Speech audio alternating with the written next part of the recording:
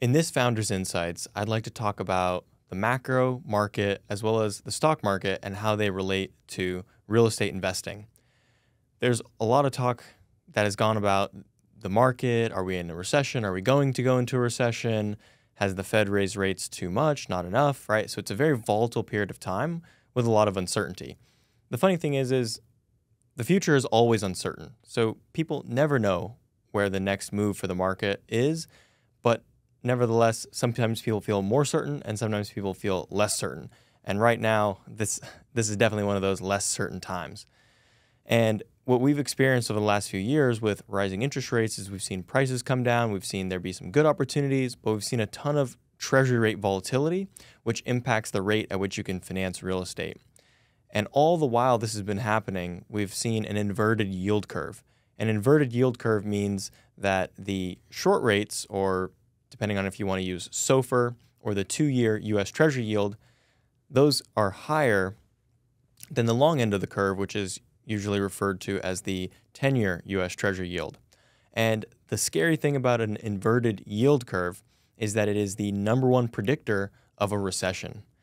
And so far, we haven't really had a recession. I mean, it depends on who you talk to, and it depends on how you define a recession, but at least for multifamily, there hasn't been the big shoe to drop. There hasn't been a really sharp decline in property performance. If you're invested in Sunbelt growth markets, rents are still positive or flat. Collections are still reasonably good.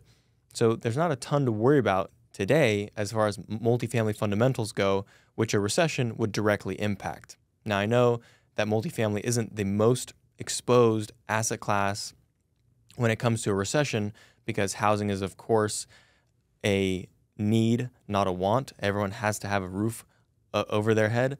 But nevertheless, multifamily still is absolutely impacted when a recession hits.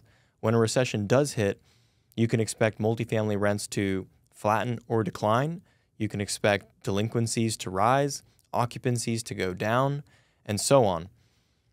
And this also coincides nicely with a supply overload. If there's more supply in a market than demand needs, then you see similar things happen in the market, such as concessions going up, occupancies going down, and rents flattening or going down.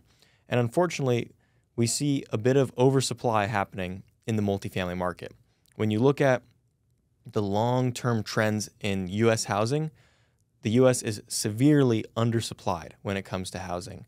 However, in the short term, developers have built a lot of multifamily properties. So in the short term, there's a little bit of a supply glut, and it's going to take some time to work that through the system before we see some real positive momentum and rent growth in the market again. But rest assured, the long-term trends are still extremely favorable, and the long tail demographics of people postponing family formation, postponing buying a home, preferences towards renting by lifestyle rather than owning a home, all these things contribute dramatically to the kind of step up increase in multifamily demand, which we think is a trend that will continue for decades to come.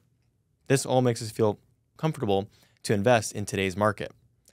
Another thing that makes us comfortable to invest in today's market, but kind of compared to stocks, is where the stock market is. While there's been a lot of this volatility and uncertainty and raising rates, the stock market initially took a dip, but has really fully rebounded and is doing really well. The stock market is at or near all-time highs, and I think this is a bit of a scary position to be in, considering that the market and the economy don't feel like they're firing on all cylinders. So why is the stock market at all-time highs? Well, it's impossible to know, but it does kind of seem like a good time right now to rotate out of stocks, given that they are so expensive and at near highs, and actually rotate into real estate, which is kind of still beaten up. Prices are still down. We're not really seeing prices rally a ton. We've seen them come up a little bit here and there for the right deal, but still right now, real estate feels like the cheap buying opportunity, whereas stocks I feel less certain about. Obviously, nobody can predict the future, and I'm not saying that stocks are going to go down tomorrow, but that's just kind of what the market feels like. However, I have an even bigger point in general about stocks versus real estate, which I think listeners at home should really take into consideration when they're thinking about allocating their capital.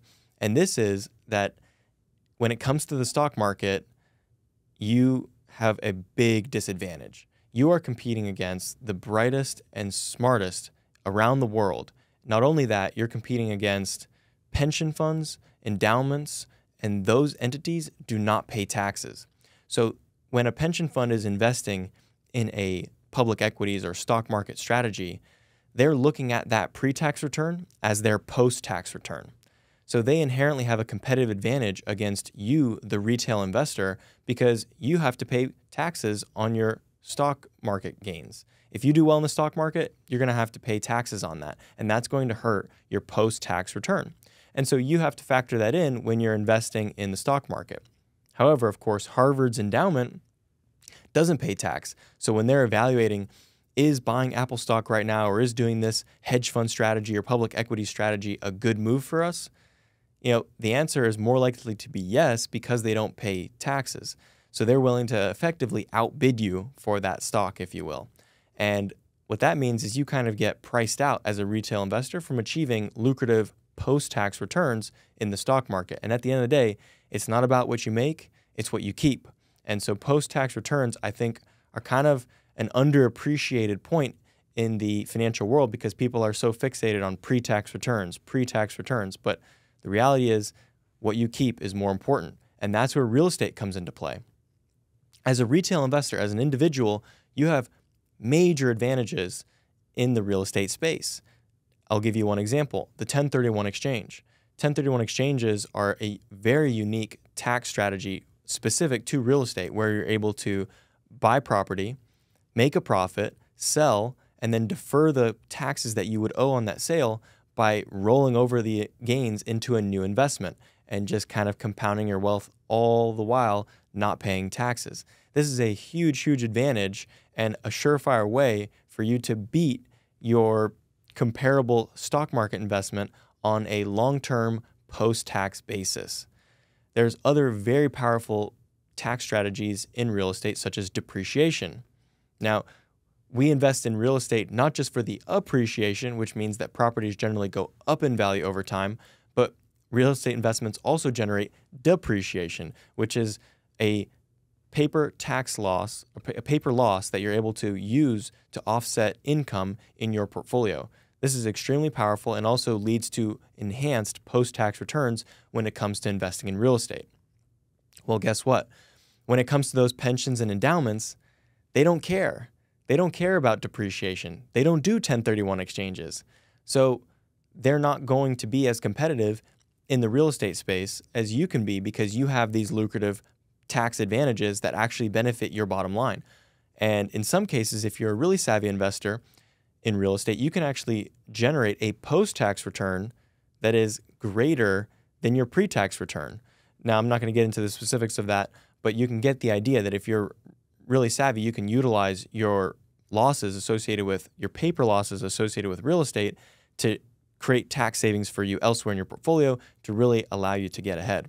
So this is, I think, a really unique point to focus on where you have the advantages, right? Where does the IRS, where does the government incentivize you to do well? Well, for better or worse, it's real estate.